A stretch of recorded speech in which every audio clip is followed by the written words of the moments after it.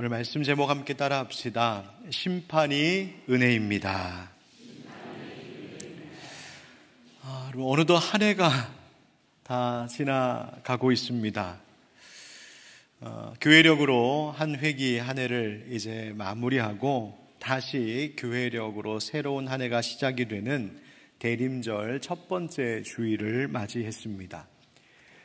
대림절은 기다릴 때 임할 임자를 써서 말 그대로 임하시기를, 오시기를 간절히 기다리는 절기라는 뜻입니다. 곧 이 땅 가운데 아기의 몸으로 오신 하나님, 바로 예수 그리스도의 성탄을 기다리고 또 기념하는 4주간의 절기가 시작된 겁니다. 이 절기를 대강절 혹은 강림절이라고도 그래서 그렇게 부릅니다. 이 대림의 절기는 말 그대로 대망하는 절기입니다. 간절히 기다리며 소망하는 그런 절기라는 말이죠. 예수님께서 처음 오신 이 성탄의 기쁨을 우리가 기념하고 기억할 뿐만이 아니라 주님께서 약속하신 대로 다시 오실 그 주님을 소망하며 기다리는 절기라는 것입니다. 여러분 묻고 싶습니다. 여러분 예수님 약속하신 대로 주님 다시 이 땅에 오실 것을 믿으십니까? 아멘. 여러분 하나님께서 오늘 나를 부르시면 내가 바로 주님 앞에 서는 그 마지막 날이 된다는 것, 여러분 그것 잊지 마시기 바랍니다. 배가 고픈 사람은 먹을 것을 기다리는 것이고 목이 마른 사람은 마실 것을 간절히 기다립니다. 큰 시련에 빠진 사람은 도와줄 사람을 간절히 기다리기 마련이고 외로운 사람은 그 인생길 함께 동행해 줄 일을 간절히 기다리는 것이 당연하죠. 그렇게 기다림이란 연약함과 고통과 슬픔과 외로움을 겪으며 그것이 뭔지를 아는 자들에게 그 기다림은 깊어지고 간절해지고 의미가 있게 됩니다. 누군가를 간절히 소망하며 기다린다는 것은 그 사람을 사랑하고 그리워하기 때문이고 그를 비로소 마침내 만나게 되었을 때에 얻는 기쁨이 그 모든 기다림을 위한 인내와 희생을 상쇄하고 덮고도 남을 만큼 큰 기쁨이 그를 만났을 때 있을 것을 알기에 기꺼이 기다리며 참고 견뎌내는 것입니다. 저는 이번 대림절이 오늘 이 땅을 살면서 우리가 겪는 연약함과 고통과 슬픔 또 외로움을 아는 여러분들에게 더욱 그래서 예수님을 바라고 의지하는 절기가 되기를, 또 그만큼 그 간절함이 더 깊고 깊기에 하나님의 크신 은혜와 축복이 더하여 부어지는 이 절기가 되기를 예수 그리스도의 이름으로 축원드립니다. 그래서 교회는 이 시기가 되면 촛불을 하나씩 밝혀가면서 어둠과 같은 우리의 삶 가운데에 찾아오신, 우리를 밝히기 위하여 오신 빛 되신 예수 그리스도를 기념합니다. 그래서 우리 교회도 앞에 이렇게 촛불을 하나씩 이제 밝히기 시작했고 옆에 현수막에도 이렇게 써놨습니다. 한번 써놨으니까, 걸어놨으니까 한번 같이 좀 따라해 보실까요? 예수 우리들의 밝은 빛. 네, 어두운 세상 가운데, 어두운 내 삶의 현실 속에, 어두운 내 가정에, 어두운 내 마음 속에 빛을 밝히실 수 있는 분은 오직 예수뿐임을 여러분 기억하고 그분을 기다리는 것입니다. 사람들, 또 믿지 않는 사람들도 성탄을 즐깁니다. 그런데 흔히 성탄을 그저 아기 예수님의 탄생이라고 하는 그저 따뜻하고 달콤한 스토리, 마치 왠지 초콜릿 냄새 날 것 같은 그런 이야기로 기억하지만 성경은 사실 예수님의 성탄을 그렇게만 말하지 않습니다. 성경이 말하는 성탄이란 이 땅 가운데에 우리를 구원하시기 위하여 하늘의 모든 보좌의 영광을 다 버리고 이 땅에 죽기 위하여 오신 예수님, 죄와 사망의 권세를 깨뜨리기 위하여 오신 왕의 도래라고 성경은 우리에게 성탄의 의미를 말합니다.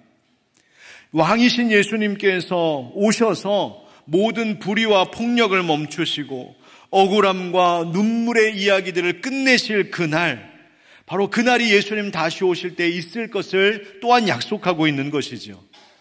따라서 대림절이란 어떤 날일까? 우리 그리스도인들에게는 영적인 점검의 절기요, 회개의 절기요, 깨어 기다리는 절기가 대림절입니다. 여러분, 그 의미를 깊이 되새기며 그 의미대로 이 절기를 보내실 수 있기를 간절히 소망합니다. 여러분, 이때가 되면 늘 언급되고 또 떠오르는 성경의 대표적인 인물이 있는데 바로 오늘 본문의 이야기를 전하고 있는 세례 요한입니다.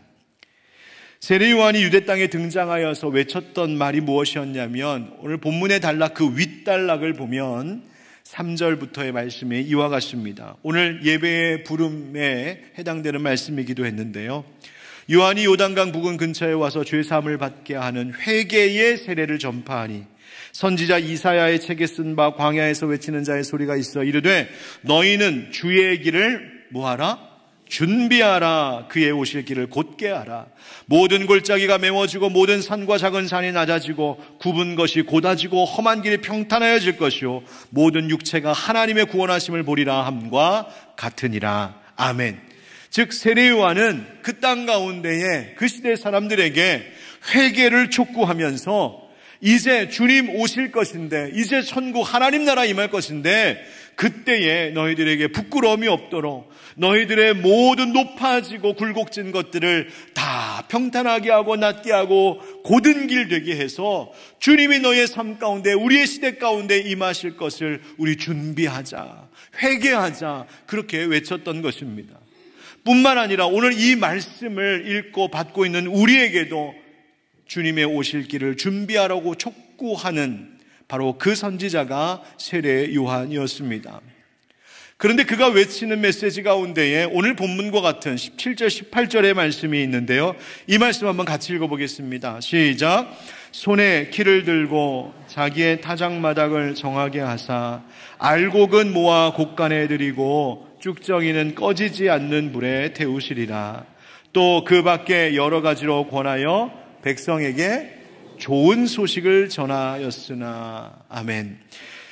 그분이 오시면 마치 농부가 자기의 타작마당을 정하게 하는 것처럼, 정결하게 깨끗하게 정리하는 것처럼 키질을 하는데 그 키를 들고 흔들어 알곡과 쭉정이를 가른답니다.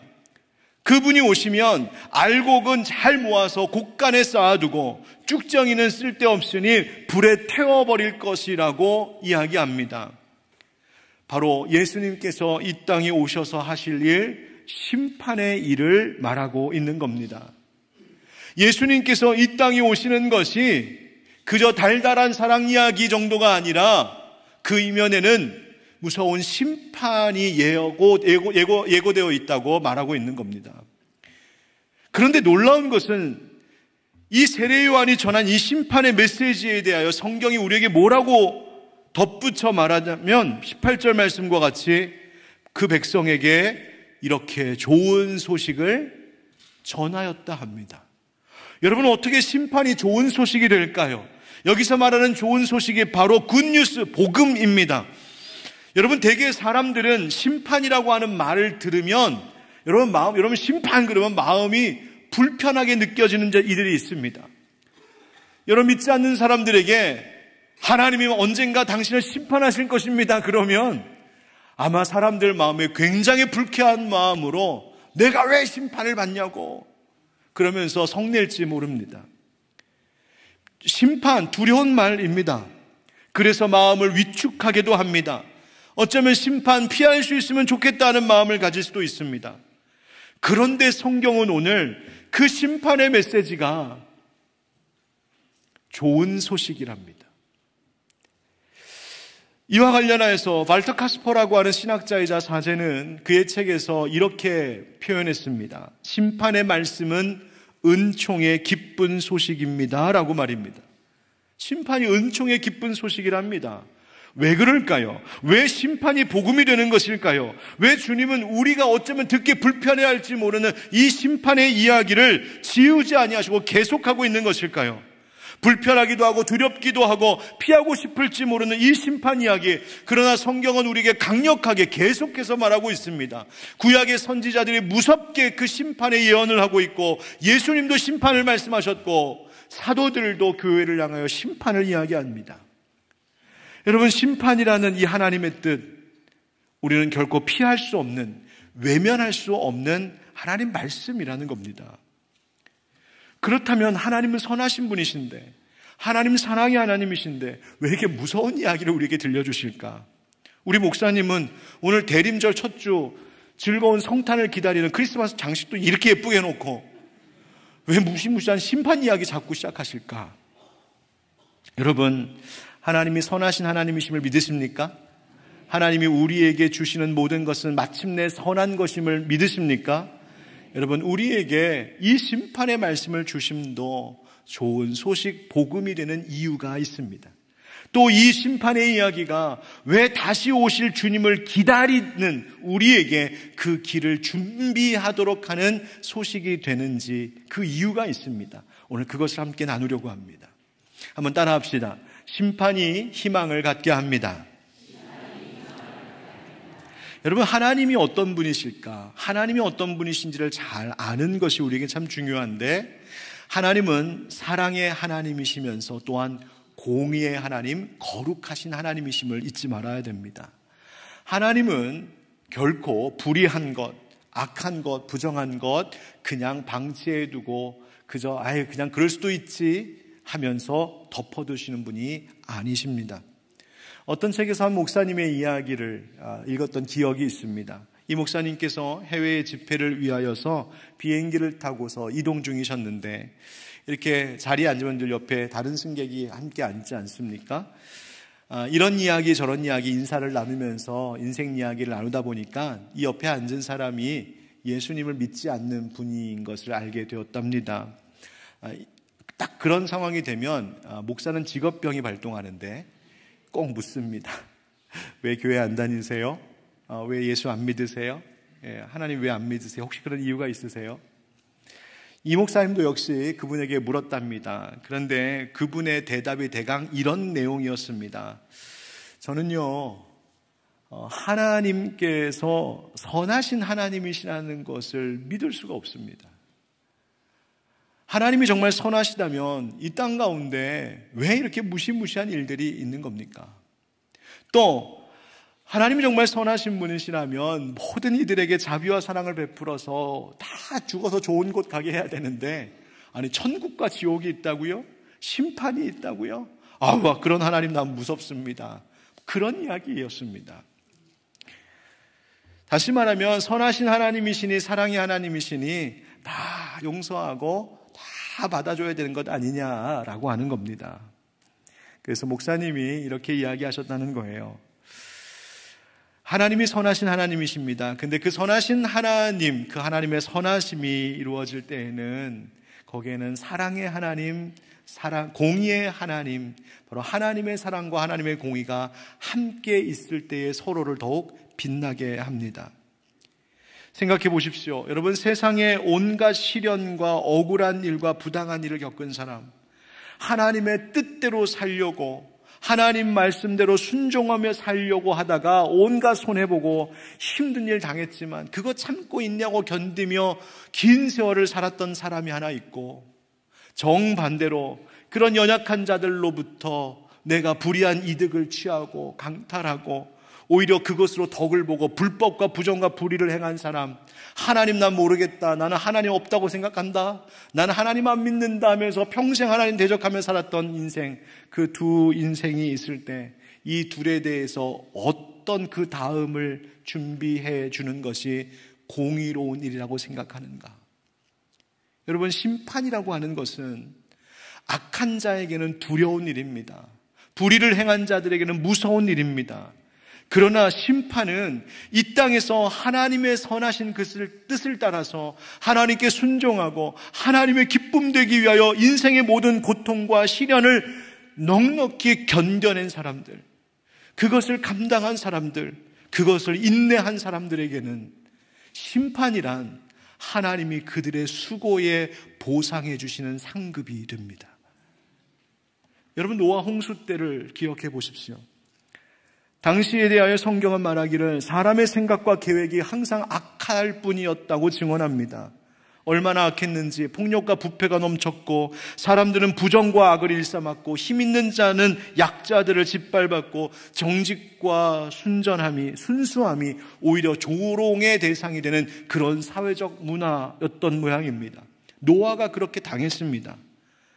하나님의 명령에 순종하여서 산꼭대기에다가 방주를 만드는 그 모습을 보고 그는 그저 하나님 명령하신 대로 하나님 시키신 대로 했을 뿐인데 그것 때문에 사람들은 그 밤낮 수년 동안 뚝딱거리며 방주 만들고 있는 노아를 향하여 손가락질하며 비난했습니다. 그런 세상에 대하여 어떻게 하는 것이 하나님의 공의였을까요? 거기에 하나님의 무서운 심판이 있었고 그를 통하여서 악을 멈추셨습니다.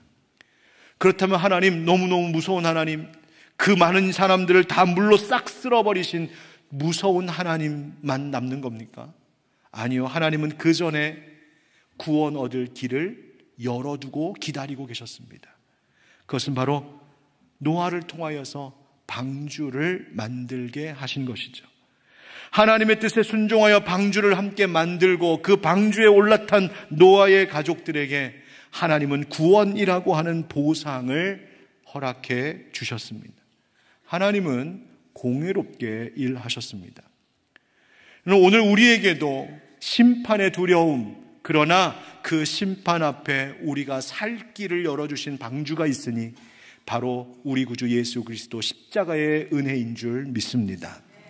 여러분, 심판이 없으면 오히려 이 세상은 무기력해집니다. 예를 들어 이 땅에, 이 사회에 범죄가 만연하고 부정부패의 일들이 막 넘쳐날 때 국민들의 마음속에 이런 마음이 항상 깔려있다고 생각해 보십시오. 아유, 저렇게 범죄해도 아무 일 없어. 저렇게 부정과 부패의 일들을 다 저질러도 뉴스를 봐봐. 별로 처벌도 받지 않고 다 끝나잖아. 솜방망이 처벌받고 다 그냥 넘어가잖아. 법 지키며 사는 사람이 바보 같은 거야. 뭐하러 그러고 살아?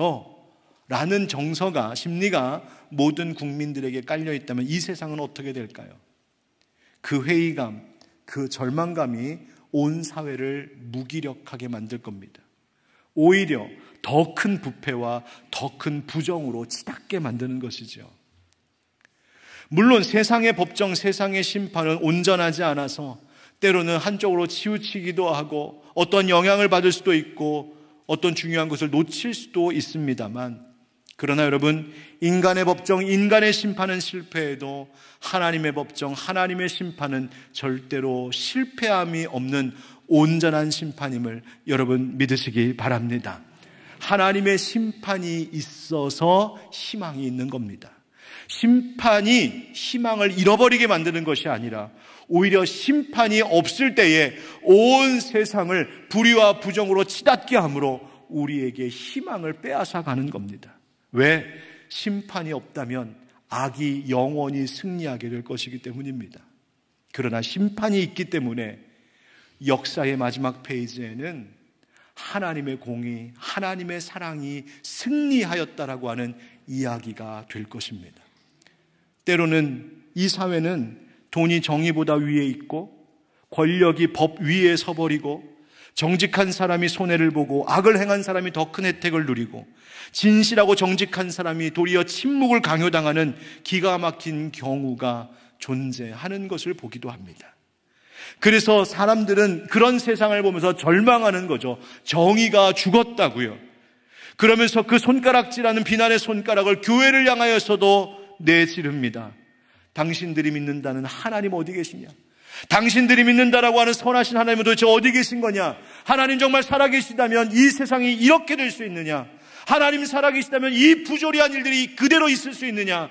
하나님 살아계시다면 내 인생에 이런 억울한 일이 있을 수 있느냐? 그러나 여러분, 성경은 우리에게 분명히 이야기합니다. 하나님은 살아계시고 하나님의 공의는 영원합니다. 악은, 불의한 것은 반드시 그 마지막에 꺾일 것이요 하나님께서 엄히 심판하실 줄 믿습니다. 바로 그것이 우리로 희망을 갖게 하는 겁니다. 바로 그것이 오늘도 힘들지만 어렵지만 하나님의 뜻을 따르면서 정직하게, 순전하게, 성실하게, 의롭게 살고자 몸부림치며 이 땅의 모든 시련과 수고를 감당하며 살아가는 하나님의 순종하는 백성들에게, 그래서 그 심판이 그것을 감당할 수 있게 하는 희망이 되는 것입니다. 여러분, 십자가는 죄란 반드시 심판받아야 될 것을 이야기합니다. 십자가를 볼 때마다 그렇구나, 죄는 반드시 심판받는 날이 있구나, 그것을 깨닫게 합니다. 그러나 동시에 저 십자가는 그 죄인을 대신하여 내가 죽었으니 나를 믿는 자 내가 살리겠다라고 하시는 우리 주님의 사랑의 선언이 또한 십자가입니다. 요한복음 3장 17절 말씀에 말씀하십니다. 하나님이 그 아들을 보내신 것은 세상을 심판하려 하심이 아니요 그로 말미암아 세상이 구원을 받게 하려 하심이라. 아멘. 여러분, 하나님은 심판을 즐기시는 분이 아니십니다. 하나님은 오히려 이 심판을 통하여서 악을 끝내고 우리를 살리시는 분이 하나님이십니다. 심판이 희망이 되는 이유가 뭘까? 왜 심판이 우리로 하여금 희망을 갖게 할까? 나를 이렇게 힘들게 하는 이 세상의 모든 불의와 악한 것들이 끝나는 날이 있겠구나, 그것을 약속받는 것이기 때문입니다. 내 삶의 억울함들을 하나님이 아시고 그 모든 것들을 갚으시고 회복하시는 그 날이 있을 것이구나, 그것을 약속해 주시는 것이 심판이기 때문입니다. 내가 오늘 힘들지만, 지금 손해보는 것 같지만 하나님 뜻 따라서 선을 행하기 위하여서 선택하는 이 모든 희생과 수고가 절대로 헛되지 않을 것을 우리가 희망할 수 있는 이유, 그것을 보증받을 수 있는 이유, 바로 심판이 있을 것이기 때문입니다. 그러니 심판은 믿는 자, 하나님 따르는 자들에게는 두려움이 아니라 은혜의 이야기, 좋은 소식이 되는 것입니다. 사랑하는 성도 여러분, 심판의 날이 반드시 있을 것을 알고 그 주님 뜻에 순종함으로 하나님 안에서 그 기쁨을 얻게 되는 저와 여러분 모두 되시기를 예수님의 이름으로 축원드립니다. 두 번째, 심판이 은혜가 되는 이유, 따라합시다. 심판이 빛으로 살게 합니다. 회개를 촉구하는 세례 요한의 메시지를 들은 많은 사람들이 와서 물었습니다. 10절부터의 말씀을 보니까 무리가 물어 이르되 그러면 우리가 무엇을 하리이까? 세리들도 찾아와서 묻습니다. 선생이여, 우리는 무엇을 하리이까? 군인들도 찾아와서 묻습니다. 우린 뭘 해야 됩니까? 우리가 무엇을 해야 됩니까? 라고 하는 질문은 저들의 마음속에 이런 두 가지 마음이 있었던 것을 알게 합니다. 하나는 심판에 대한 두려움이 일어났다는 겁니다.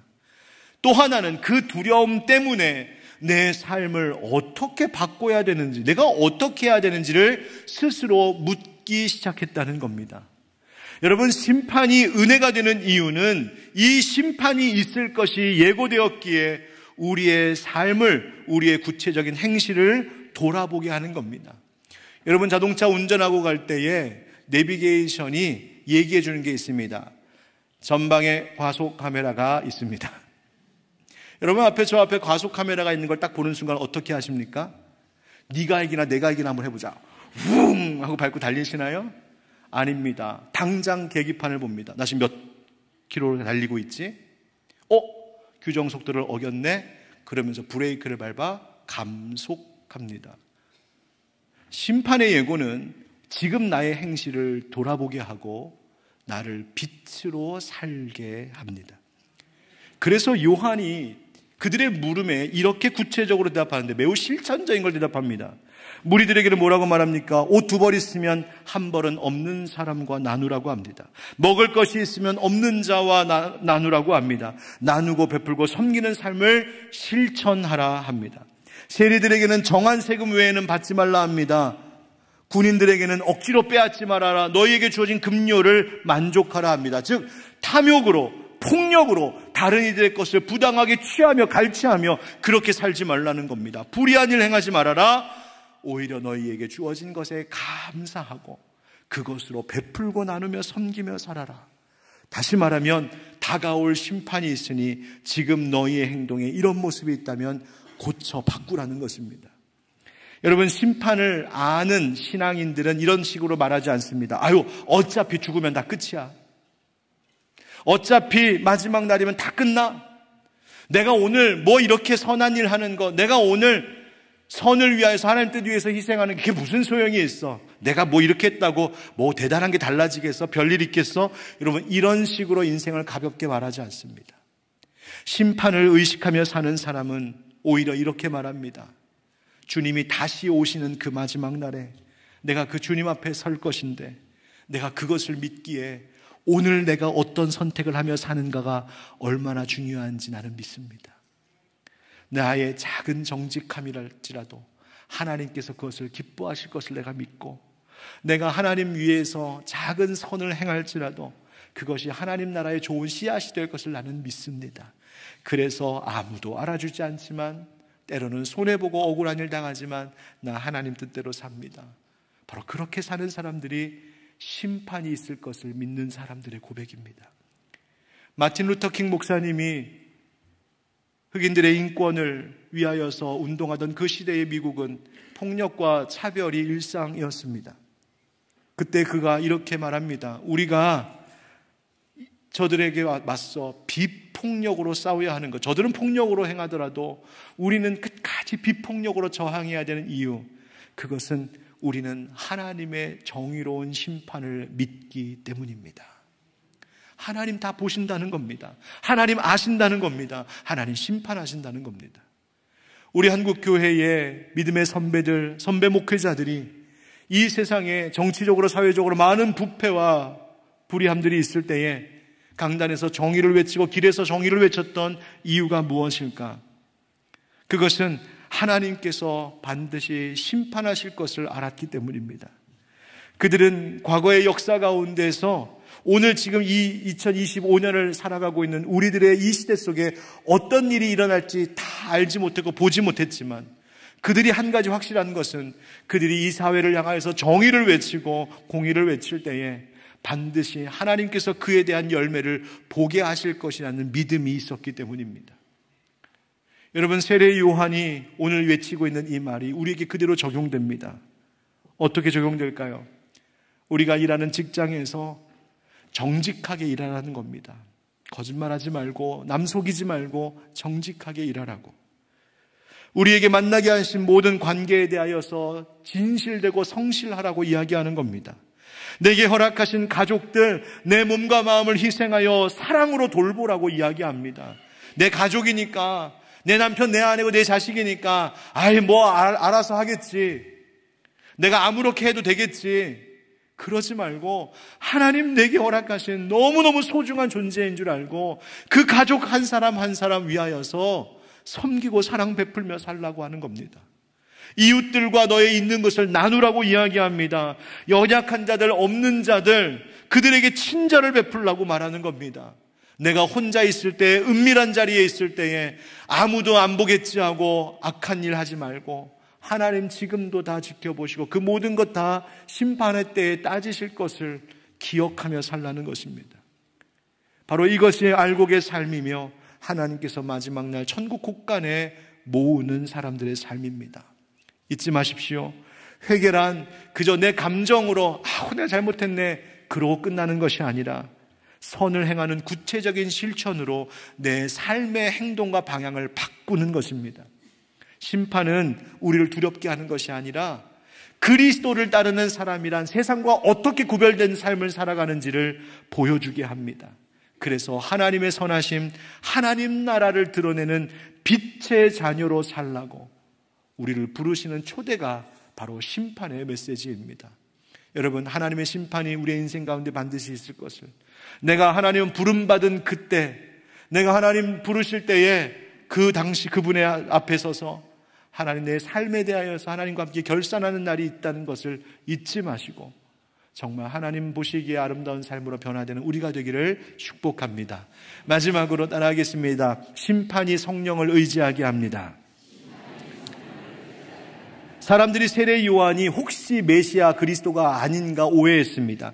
그러자 요한이 대답하기를 아닙니다. 나는 물로 세례를 베풀지만 나보다 능력이 많으신 이가 오십니다 라고 말하면서 16절에 이렇게 이야기합니다. 나는 그의 신발끈을 풀기도 감당하지 못하겠노라. 그는 성령과 불로 너희에게 세례를 베푸실 것이라고 이야기합니다. 자기는 물로 세례 주었지만 예수님, 그분 그리스도가 오시면 성령과 불로 세례를 준다고요. 물로 주는 세례는 회개의 표시라고 한다면 성령과 불로 세례를 받는다는 것은 성령께서 역사하셔서 우리의 내면을 실제로 변화시키는 그 일을 이야기합니다. 성령의 불이 우리 가운데 임하여 우리의 태워져야 될 것들을 태워 정결케 하신다는 겁니다.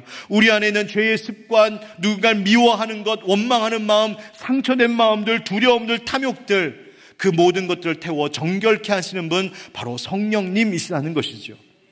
여러분, 우리가 성령님의 역사하심을 기도하며 이 대림절을 보내야 될 이유, 때로는 하나님의 심판 앞에 우리가 두렵고 무서운 마음이 들 수 있습니다. 왜? 내가 연약함을 알기 때문입니다. 내 부족함을 알기 때문에 그렇습니다.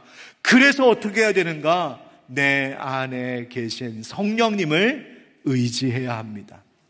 여러분, 성령의 불은 또한 우리의 식은 마음을 다시 뜨겁게 합니다.